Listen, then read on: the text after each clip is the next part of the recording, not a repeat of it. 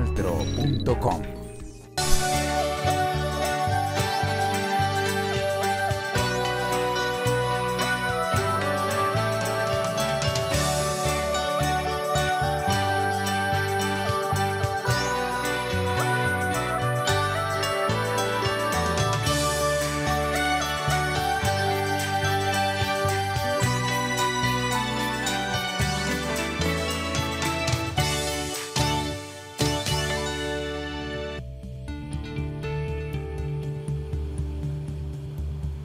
Hola a todos y gracias desde ya por estar con nosotros en ¿Qué puedo hacer por la paz? Como siempre, hablando de este tema tan importante para nuestro país, pero que más que hablar de eso es iniciar ya con hechos, actos, que nosotros desde casa, desde cada uno de nuestros lugares de trabajo, de estudio, podemos lograrlo. El perdón para lograr la paz es fundamental, claro que sí.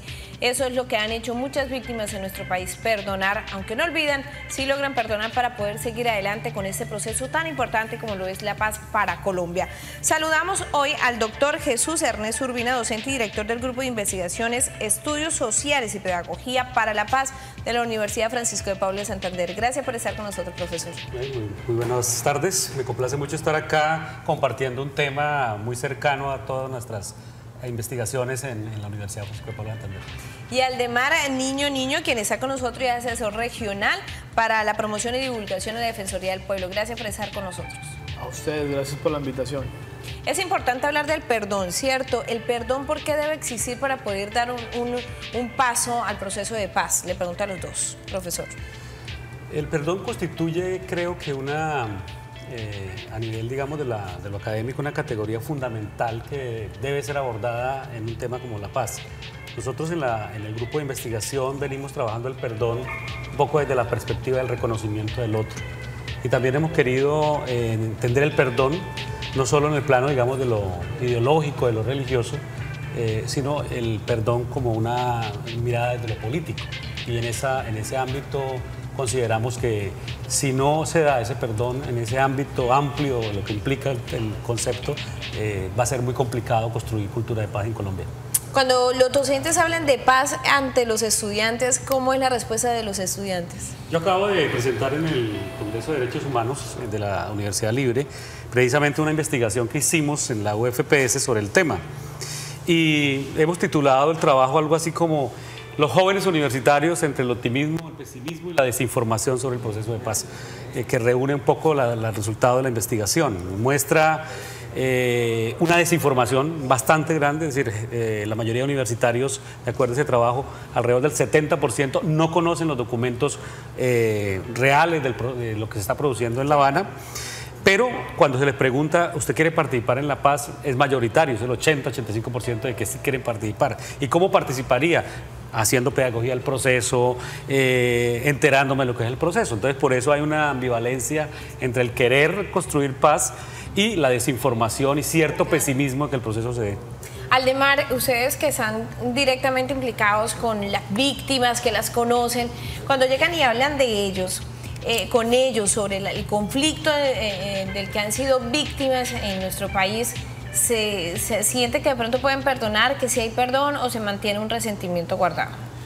Bien, hablamos de digamos, la transacción más fuerte en el sentido de entender la reparación del conflicto, en qué pone cada uno, ¿no? Y digamos que el que más pone acá es la víctima con el tema del perdón, ¿sí? ¿A cambio de qué? A cambio de poder sentirse en realidad como un sobreviviente que el Estado está protegiendo y está garantizando sus derechos, ¿sí? Eso es fundamental allí para que ellos puedan en realidad poder perdonar. El reto que hemos encontrado más bien es no tanto con las víctimas, pese a que tenemos historias muy complejas, muy lamentables. Estamos viendo que con ellas el ejercicio, cuando pueden acceder y cuando pueden de alguna manera sentir que el Estado les está cumpliendo, hay allí una posibilidad para el perdón. El reto que tenemos es cómo trabajamos con los que no quieren perdonar lo que nunca les hicieron. Con esa población es la que mayor preocupación tenemos y ahí es donde nos damos cuenta que la pedagogía para la paz puede ayudarnos de gran medida. Bueno, hoy vamos a conocer la historia de Beatriz Rivera, una mujer que la violencia le arrebató uno de sus seres amados, su hijo. Escuchar esa historia va a ser un poco difícil, pero lo fácil es también empezar a entender que la paz va de la mano del perdón.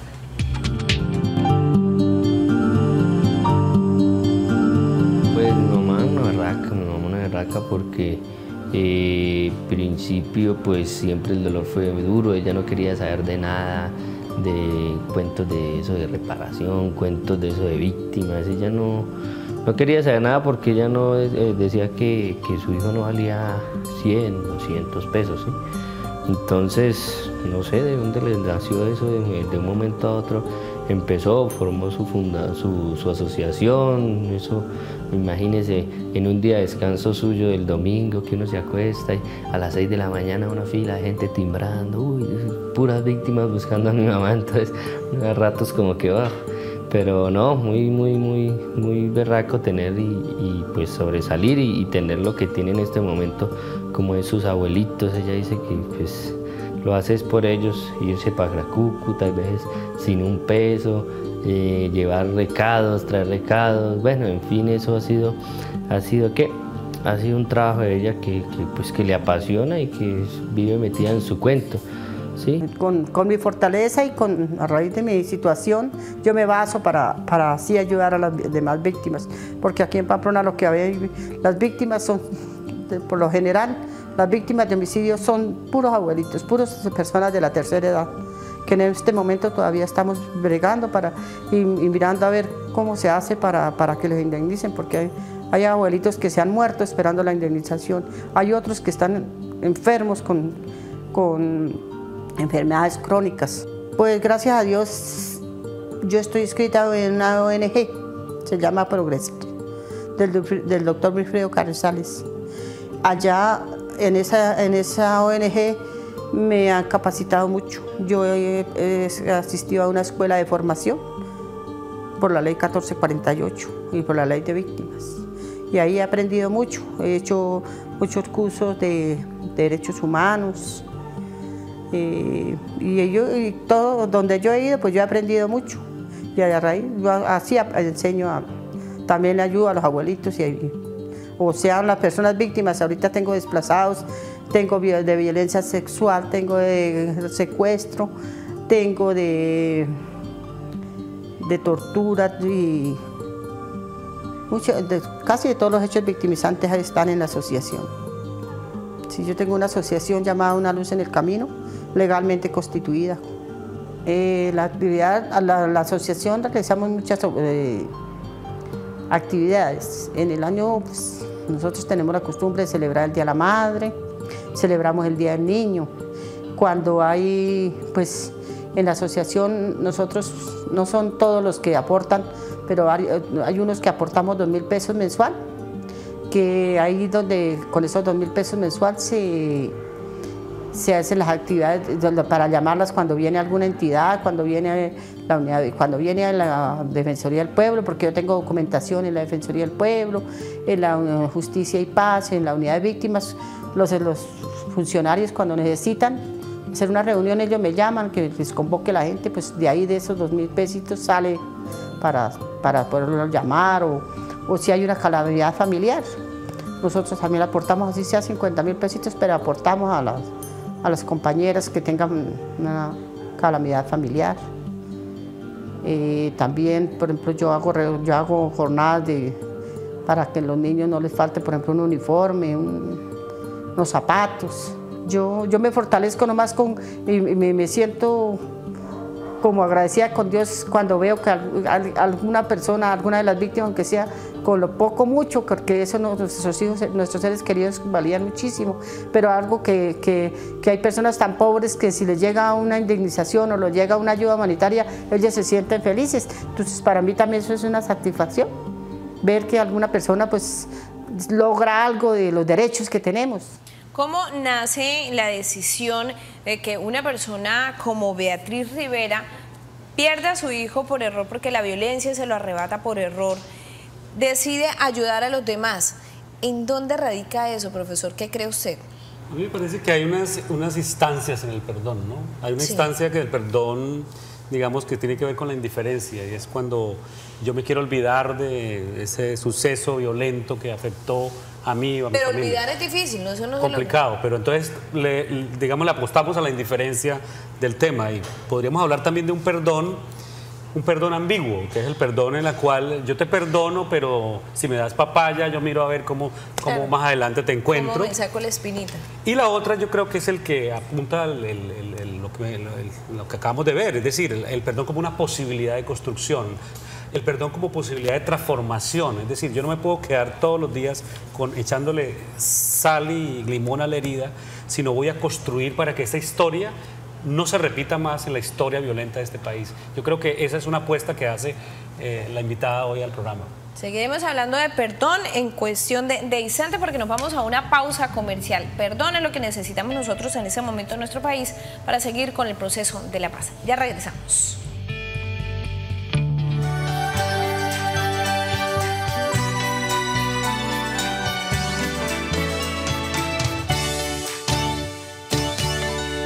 Continuamos en qué puede hacer por la paz y a ustedes televidentes, gracias por hacer contacto con nosotros. Estamos hablando de la necesidad del perdón para continuar en un proceso de paz. Ya hablaba hace un momento, extra cámaras, con el docente Jesús Ernesto Urbina, de la dificultad que de pronto se presenta de convencer a la juventud en ese proceso de paz que se está dando en nuestro país y que posteriormente una firma se tiene que seguir creyendo en ese proceso para poderle dar continuidad y lograr de verdad la paz, porque la paz no es una firma. ¿Es difícil? ¿Cómo recibe la juventud este tema?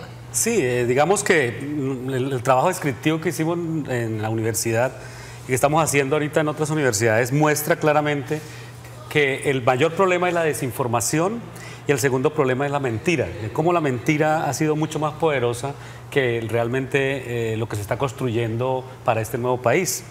A mí me parece que la labor que se está haciendo en las universidades ahorita, o que debemos hacer en las universidades, es un proceso aula a aula, estudiante a estudiante, mostrando fundamentalmente la verdad de los acuerdos, qué es lo que se está firmando, y no esperar que otros piensen por los estudiantes, otros piensen por nosotros y sigamos creyendo en lo que algunas personas están afirmando de lo que no se está haciendo, ¿no?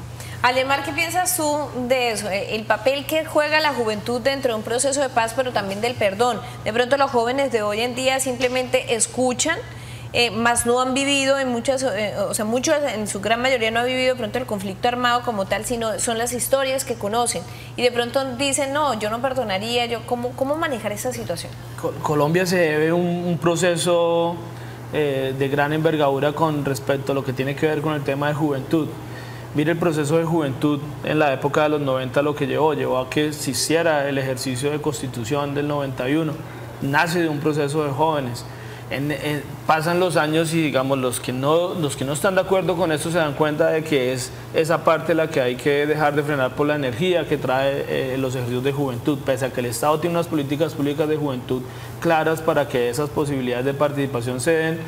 Fallamos en el sentido de que hace falta mayor pedagogía de paz en los ámbitos institucionales. La cátedra de paz tiene que ser no transversal en los modelos educativos de las instituciones, sino debe ser de frente, un ejercicio, digamos, que lleve en realidad que los docentes realicen esa renovación de prácticas pedagógicas para que los jóvenes desde allí empiecen a crear la paz y a pensarse que ellos tienen un papel fundamental para la misma, ¿no? Claro que sí. Vamos a seguir escuchando la historia de Beatriz Rivera, quien desde Pamplona nos habló para las cámaras de Canal Tro, pero ¿para qué puedo hacer por la paz? Porque ella sí está trabajando por la paz e inició desde el perdón. El 3 de marzo del 2001, era un día sábado, cuando él, todo como costumbre, nos levantábamos y él salió y se fue para el centro. Del centro, pues yo fui y le llevé la razón de Carlos que él fuera a llevar la carne al country. Y desafortunadamente, pues ellos se fueron con Orlando, se llamaba el otro joven también que murió. Y iban los dos solos y en ese momento, cuando llegaron al día de la feria, en ese momento se encontraron con el señor Luis. El señor Luis les dijo que los esperaran y que él iba para Chinácota. Y fueron a Chinácota y en el Chinácota los trajeron y los mataron pues ahí en la finca del Reposo.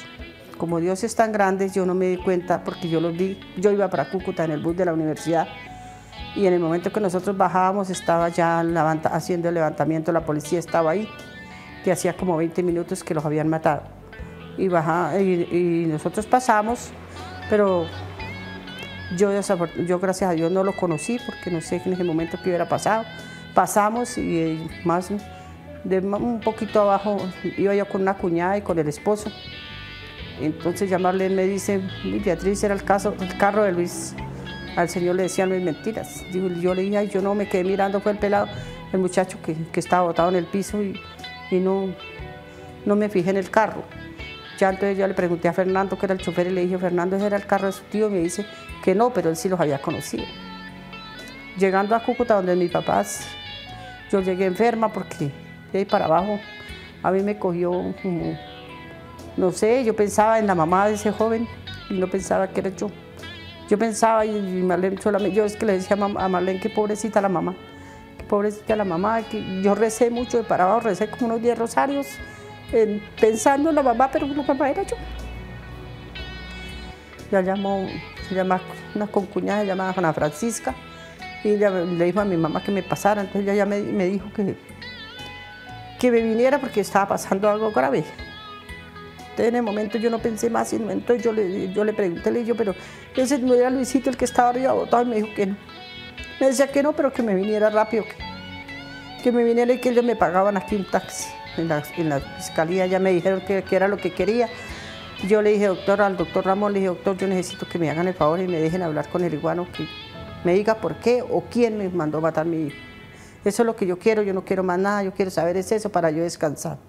Entonces me dice, si quiere hablar, hable, porque el señor estaba ahí sentado. Él me alzó la cara, me miró, me dijo, discúlpeme señora, yo a usted muchas veces le he pedido perdón. Sí, yo vuelvo y le pido perdón, perdóneme. Entonces, yo solamente me puse a llorar y le pregunté que por qué o quién lo había mandado a matar. Que yo necesitaba saber era eso. Y le dije que yo solamente cuando él me dijo que lo perdone, le dije, ya fue usted quien me quitó a mi hijo de mis manos. Y él me dijo, sí, pero perdóneme, yo no lo maté, pero fue orden de nosotros para que lo matara. Él me dijo que hacía un error, que porque como iban con el otro señor, pues los habían matado todos. Difícil historia, difícil de escuchar, difícil de asimilar. Y para ella como persona, como ser humano, como mujer, como madre, ha sido muy complicado poder superar eso. Pero lo realmente es lograr perdonar, lograr continuar y lograr ayudar a los demás. Es como complicado, profesor.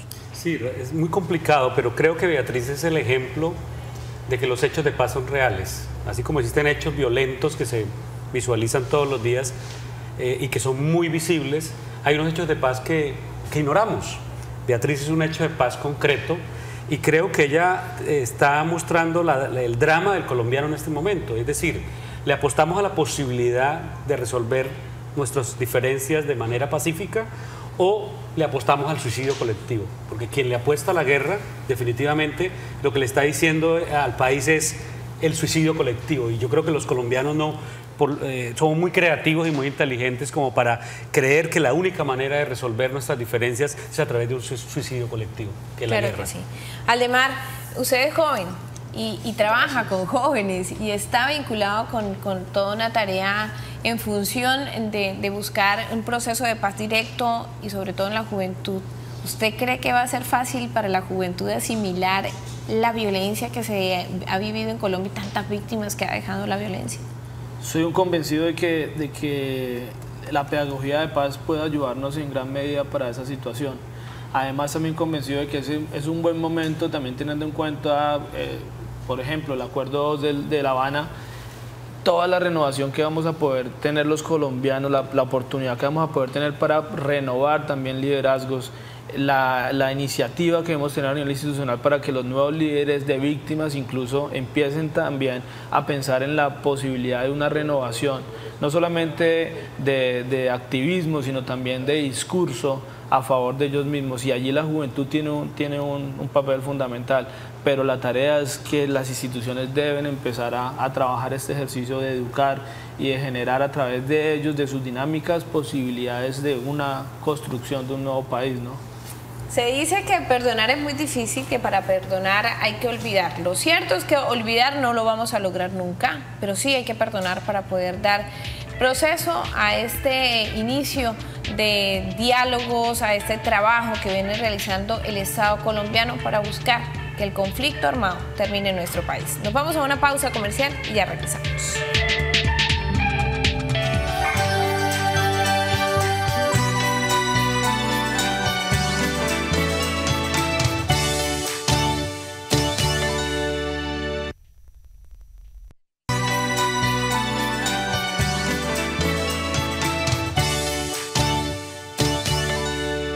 Y entramos en la parte final de qué puedo hacer por la paz. Dentro o en el marco de la pedagogía para la paz debemos conocer, después de la firma de un acuerdo entre el Estado colombiano y el grupo subversivo de la FARC, que se dé ya para el proceso de paz que viene. Veamos a continuación.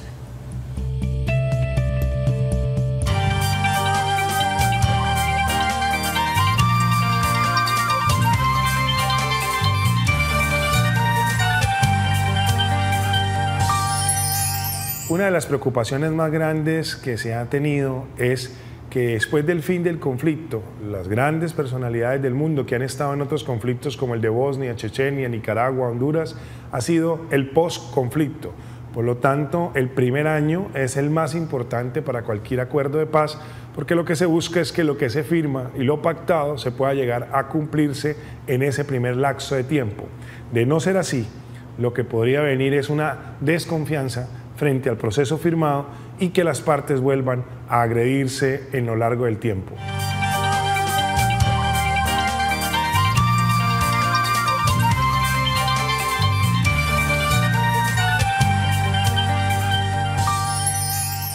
Son muchas cosas las que se tienen que garantizar por parte del Estado para que los colombianos crean en el proceso. La firma, sí, todo lo que se viene hablando, el conocimiento de los colombianos de cómo avanza el proceso, pero también es lo que viene después del proceso. Garantías es lo que necesita Colombia, que no volvamos a tener el conflicto que ya hemos tenido en nuestro país. ¿Cree usted, Aldemar, que sí se va a lograr por parte del Estado y de pronto ese grupo al margen de la ley, que no se repita nuevamente ese conflicto en nuestro país? Si se sigue a cabalidad lo que determina la justicia transicional, si existe una comisión de verdad real, seria, que convoque a toda la institucionalidad y a todos los implicados en ese conflicto armado, si aparte se cumple con lo que determina la ley de víctimas, si se reparan las víctimas y aparte existen las reformas institucionales para tal fin, vamos a tener un ejercicio histórico, no solamente para Colombia, sino para el mundo. Aldemar, usted dice algo muy específico y es eso, esa garantía que tiene que brindar el Estado como tal, pero que también los colombianos debemos hacer parte de esa garantía, porque de nada le sirve al Estado trabajar y trabajar y trabajar para lograr la paz si nosotros como colombianos no ponemos de nuestra parte, profesor. Correcto. Hay una paz que es la paz cotidiana, el perdón cotidiano, que no se da en la firma, no se da por decreto, no se da en las normas, sino se da en el día a día. Y esa paz cotidiana yo creo que sí la encontramos, y los docentes y en general los medios deberíamos mirar es cómo la gente en medio de este derrame de sangre, de esta historia del país, sobrevive. Es decir, cómo el país que ha sido atacado desde diferentes frentes, todavía hay paz y hay convivencia, estamos sobreviviendo. Pues encontramos hechos de paz en las comunidades, todos los días. Fíjese a un proyecto recientemente con personas en proceso de reintegración a la vida civil, viviendo en un barrio donde habían policías, delincuencia común, reinsertados y guerrilla todavía. ¿Cómo ese grupo tan disímil, tan complejo, en una comunidad de Cúcuta donde nosotros trabajamos, puede sobrevivir? Fuimos encontrando que alrededor de ello hay unos acuerdos tácitos para la sobrevivencia, unos acuerdos que les permiten sobrevivir sin atacarse permanentemente. Entonces yo creo que es volver sobre los hechos cotidianos donde la gente sí sabe resolver los conflictos. Claro que sí, no acostumbrarnos a que el conflicto se nos convierta básicamente en nuestra as bajo la manga. A ustedes mil gracias por estar con nosotros, Aldemar, profesor Jesús, por habernos acompañado en ese diálogo que hemos tenido acá en ¿Qué puedo hacer por la paz? Con el mayor gusto. Sigan trabajando por la paz desde cada uno de sus sectores. Que nosotros desde el Canal TRO seguiremos trabajando por la paz para que ustedes, nuestros colombianos, que siempre nos están viendo a través de las pantallas de nuestra televisión regional del Oriente, para que tengan esas estrategias, esos pasos. Recuerden, el perdón es uno de los grandes pasos que tenemos que dar en Colombia. Sigan con toda la programación del Canal TRO y nos vemos en una próxima oportunidad en ¿Qué puedo hacer por la paz?